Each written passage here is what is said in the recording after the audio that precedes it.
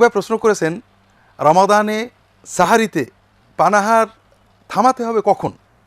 আল্লাহ তাআলা কোরআন কারিমে বলেছেন, কুলু অশ্রবু হাত্তা ইয়াতাবাইয়ানা লাকুমুল খায়তুল আবিয়াদু মিনাল খায়তুল আসওয়াদু মিনাল ফজর।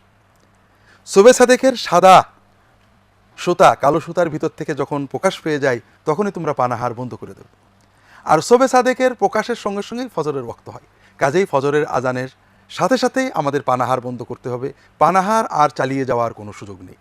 শবে সাদেক প্রকাশ পেয়েছে, পানাহার বন্ধ করে দিতে হবে।